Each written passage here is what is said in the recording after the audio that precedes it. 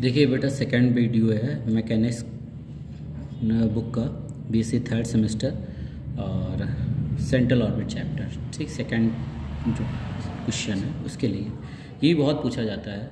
Differential equation of A central orbit, differential equation of A central orbit. जितना मैं बताता है इसको लिख देखते जाइएगा, साथ में कॉपी ले लीजिए, उस पर लिखते जाइएगा। इसमें क्या है, differential equation of central orbit. बेटा डिफरेंशियल इक्वेशन दो टाइप की होती है, एक पोलर होती है, ठीक है, और दूसरी फॉर्म होती है जो मैं आपको करके दिखाऊंगा अभी, पैडल होती है। एक पोलर फॉर्म होती है, एक पैडल फॉर्म होती है, ठीक है। सबसे पहले लिखते हैं, क्या लिखेंगे, a particle move in a plane curve. A particle move कर रहा है in a plane curve with an acceleration p which is always directed towards a fix point. ठीक है, मतलब एक फिक्स पॉइंट की ओर टूवर्ड्स करता है, ठीक है, fix point O in the plane to derive the differential equation of its path. इसके पाथ की डिफरेंशियल इक्वेशन हमें निकालनी है। अब देखिएगा, ये एक कर्व है, ठीक है, जिस पर पॉइंट ए है, जो एक फिक्स पॉइंट से अगर देखा जाए इसका ये एंगल, ये एंगल डेल थीटा है, ये एंगल थीटा है, तो ये r कॉमा थीटा इसके निर्देशांक, क्योंकि ये r हो जाएगी, ये r हो जाएगी, तो ये r कॉमा थीटा हो जाएगा, ठीक है। उसके बाद मैंने क्या किया, ये और ये पर्टिकुलर परपेंडिकुलर है, ठीक है, B पॉइंट है, ये P हो जाएगा, ओके, और ये एक्सिस को बनाया गया है, ये एक्स अक्ष को दिखाया गया है शायद, ठीक है, ये एक्सिस को दिखाया गया, ओके। ये आप, और इसका एक्सेलरेशन P जो है इसी की ओर है, टूवर्ड्स, मतलब PO की तरफ है, ठीक है। अब पोलर इसमें लिखेंगे, polar form of the equation, let a particle be at r comma theta, जो let a particle be at r comma theta at any time t। ये जो इसकी स्थिति है वो क्या है, एक टाइम t पर है। The point O that is pole is the centre of force. ये पोल है एक तरीके से, pole is the centre of force, ठीक है।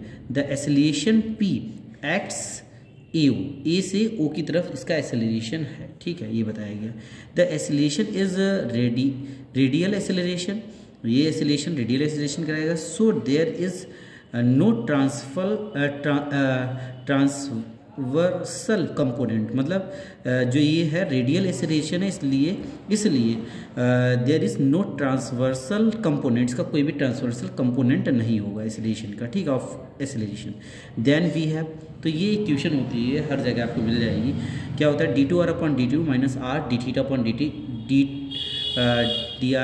डी थीटा अपॉन dt का whole square equal to minus p, ठीक है। ये माइनस इसलिए शो कर रहा है क्योंकि ये मतलब O की तरफ है, इसलिए, ठीक है। d2r upon dt2 minus r d theta upon dt का whole square minus p।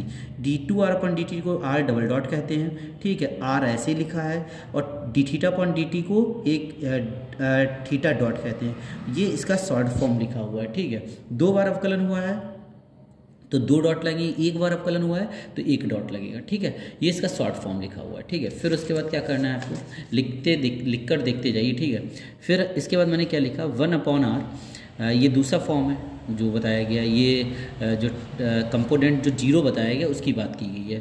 1 upon r d upon dt r square d theta upon dt is equal to 0। ये कौन सा ट्रांसवर्सल कंपोनेंट की बात की गई, वो 0 ये दिखाया गया, ठीक है। आफ्टर इंटीग्रेशन, इसका इंटीग्रेशन करने पर, जब इंटीग्रेशन करेंगे तो ये क्या आ जाएगा, जब इंटीग्रेशन करेंगे तो 0 हो गया, तो ये चीज़ ही तो निकल आएगी, ये चीज़ निकल आई, इक्वल टू, जब इंटीग्रेशन कर रहे हो तो एक वो आ जाएगा तुम्हारा, क्या आ जाएगा, एक कांस्टेंट आ जाएगा, कांस्टेंट आया, where H is the constant लिख दिया। फिर r को हमने 1 अपॉन u मान लिया, r को 1 अपॉन u मान लिया, तो dr अपॉन dt निकाला, तो इसका u का करेंगे 1 minus 1 upon u square du upon dt हो जाएगा। फिर dr अपॉन dt, इसको क्या किया, यहाँ पे du और dt को du और dt ऐसे लिखा, और d थीटा से गुणा भाग कर लिया, मल्टीप्लाई डिवाइड कर लिया, ठीक है। उसके बाद क्या किया, इसकी वैल्यू रख देंगे, तो इसके बाद dr अपॉन dt ऐसे आया, और इसकी वैल्यू को फिर से मैंने r में ही कन्वर्ट कर लिया। फिर उसके बाद क्या किया, ये भी ऐसे ही लिखा है तुम्हारा, ठीक है। फिर उसके बाद आप ध्यान से देखेंगे अगर, तो r square D theta upon dt, r square D theta upon dt, ये क्या हो जाएगा, h हो जाएगा, तो ये इक्वेशन आपका आ जाएगा। फिर उसके बाद अगेन इसका डिफ्रेंशिएट करेंगे, जब अगेन डिफ्रेंशिएट करेंगे बेटा तो ये आएगा d2r upon dt2 minus h। अब देखिएगा ध्यान से, तो इसमें h जब इसका अगेन इंटीग्रेशन वो करेंगे तो वही डी थीटा से दोबारा मल्टीप्लाई डिवाइड किया गया, तो इसका ये फॉर्म आपका बन जाएगा। ठीक है, जब ये फॉर्म बन जाएगा फिर उसके बाद इसकी वैल्यू रख दी, किसकी वैल्यू रख दी गई है बेटा, D theta upon D T की वैल्यू यहाँ सॉरी किसकी वैल्यू कहाँ से रख दी गई है आपको बताता हूँ। ये वैल्यू क्या रखी गई है, H U square, sorry H U square.